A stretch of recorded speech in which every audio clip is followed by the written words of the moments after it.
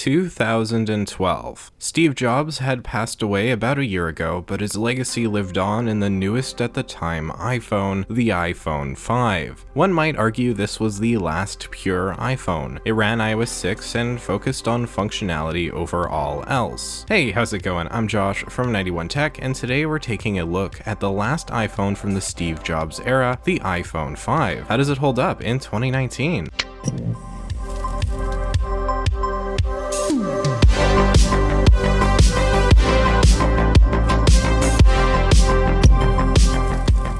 Firstly, if you feel like living your life to the fullest, make sure you go follow me over on Twitter and Instagram at 91_tech. Not that my social media is particularly exciting or fulfilling, but you should go follow me anyways. The iPhone 5 has always been one of my favorite smartphones. The design is gorgeous, it was super fast for the time, never really got slow, and of course was the last iPhone to come with a classic iOS design. The iPhone 5 represents a different time in Apple's history, but we're not going to talk about that today. Instead, we're looking at how it holds up in 2019, and it actually holds up pretty nicely. So let's start this off with the most noticeable aspect of the phone, the design. It looks amazing with an aluminum build and glass antenna bands. I love this look a lot, and it lived on for quite a while until the iPhone SE was discontinued last year. This phone also has a unique color that hasn't been seen in any iPhone since, black and slate. While I think it looks really good, it's kind of like a bluish black almost, it would tend to chip really easily, so Apple replaced it with space gray the next year. There was a silver color, which I don't own, in the iPhone 5, but you can see the silver iPhone 5S here, which is the exact same color. The iPhone 5 line of phones, being the 5, 5S, and SE, have always been, in my opinion, one of, if not the best designs we've seen from Apple, and I really hope we get another phone that looks similar to this in the future. The iPhone 5 features a 4-inch Retina display, the first iPhone to feature a screen bigger than 3.5 inches. The aspect ratio went to 16:9, which at the time was a huge upgrade over the iPhone 4 and 4S. The display might seem small now, but it felt quite big at the time, and because of that Retina display, it looks really good. All images will appear crisp without any visible pixels, and you shouldn't have too many complaints, assuming you can adjust to the relatively small size, relative to 2019 standards. On the bottom of the phone, we have the Lightning port, which was actually new at the time. It's funny looking back, everyone was mad that Apple changed the charging port from the 30-pin charger to the Lightning charger, but let's just say it aged a lot better, and I mean, it's still being used to this day, so I think it was a good choice. Beside the Lightning port, yes, we do have a headphone jack. You can get all your jokes out now. We always seem to get them on these kinds of videos. It has a headphone jack that is really nice, and it is one benefit of using an iPhone 5 in 2019. It's also worth mentioning on the side of the phone, in the SIM tray, this phone actually takes nano SIM cards, which is the standard across like every single phone nowadays, but wasn't the standard before the iPhone 5. It was one of the first phones to adopt it, at least it was the first iPhone to adopt it, and before this they used bigger SIM cards called micro SIMs, and you would find those in the iPhone 4 and 4S. So not super important, but worth mentioning. When you actually use the iPhone 5, it doesn't feel too out of place in 2019, with probably the biggest thing you'd immediately notice being the lack of Touch ID. Instead, you get the old classic home button, which means you have to put in a passcode the old-fashioned way, like the caveman you really are. Moving to the camera, we have a full 8 megapixels and the ability to shoot video in 1080p. I'll put up some photos in a moment, but first, I gotta say this camera is actually pretty good. With good lighting, which is essential, you can get a nice shot. Just make sure you turn on HDR, as it makes a huge difference. The selfie camera, on the other hand, isn't so good, with only 1.2 megapixels. It will take a selfie, so there's that, but if you're quite vain, I would avoid using this phone. Luckily, it's physically impossible for me to take a good selfie anyways, so I'm not too worried. But with that, let's take a look at some photos and videos for you to see for yourself.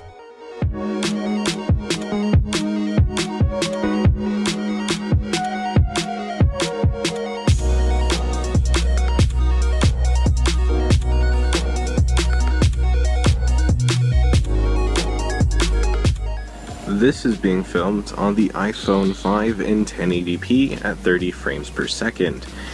It doesn't look bad, but it has some problem with blowing out the background. Otherwise, it's acceptable.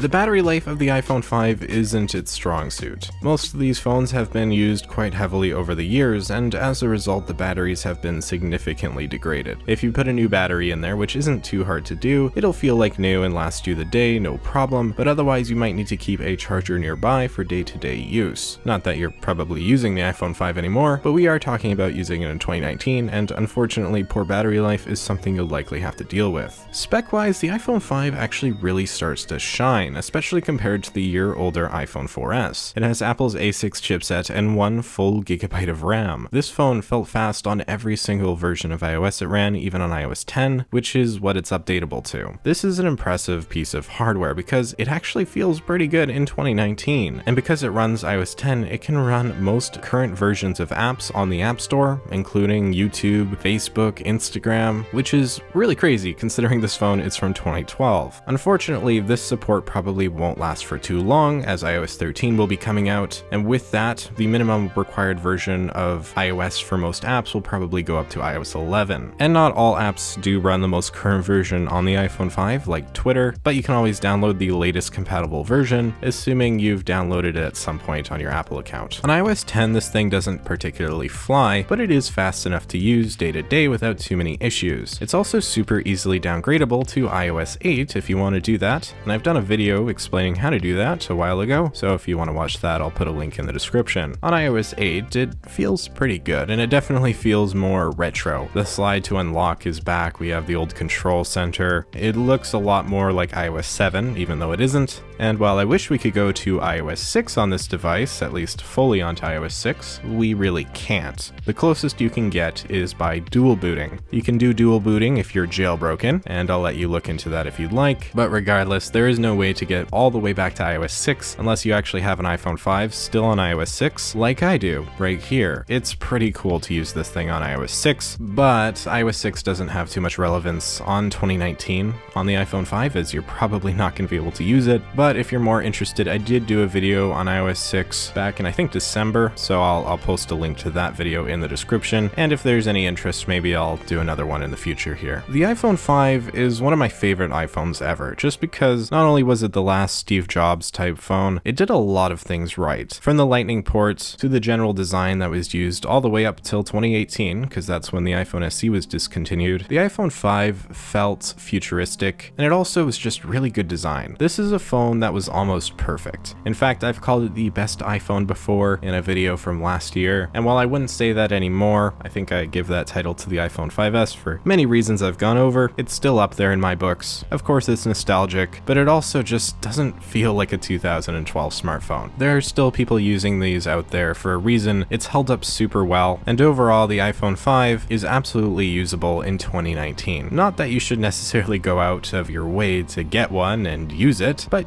if you have to, you can. They wouldn't be a horrible backup phone or maybe a phone for a younger child, and on eBay they go for a pretty decent price, typically under $50. For under $50 for a fully functional smartphone, it's really hard to argue. Keep in mind you shouldn't buy the iPhone 5 even if it is under $50. The iPhone 5S is actually at a similar price, albeit slightly more, and can run the latest version of iOS 12, although it won't be getting iOS 13. The next step up would be the iPhone SE, a phone that goes for around $100 oftentimes and will get at least 1 to 2 more versions of iOS. That phone is the ultimate budget iPhone. So if you were going into this video wondering if the 5 would be enough, technically yes, if you need the bare minimum, but value-wise you're much better off spending a bit more and getting either the 5S or SE. All in all, the iPhone 5 is a phone that has never failed to impress me. From iOS 6 to iOS 10, it consistently has remained what I consider to be the ideal iPhone experience. Never slow, always capable of most if not all features throughout its life, and holding functionality over all else. These were the ideals Steve Jobs held when he was in charge. Old iOS focused less on gimmicks and flashiness and more on the user experience, and the iPhone 5 perfectly encapsulates that, at least to me. It worries me that Apple may not continue to do this in the future, but to their credit, the iPhone 5S was a really solid phone and was updated to iOS 12, so hopefully they will. At the end of the day, the iPhone 5 may not have the fastest specs anymore, but I'll always enjoy my time using it for these videos, and I look forward to producing more content on it in the future. And with that, that, I think I'm pretty much done here. I might have some more to say on the iPhone 5 in the future here, but for now, I want to hear what you guys have to say. So let me know in the comments down below, did you have an iPhone 5? Did you ever want one? Thank you so much for watching. If you found this video interesting, maybe hit that like button and consider subscribing for more content just like this. You can follow me over on Twitter and Instagram at 91_tech if you so desire. And with that all being said, I'm Josh from 91 Tech, and I will see you all next time.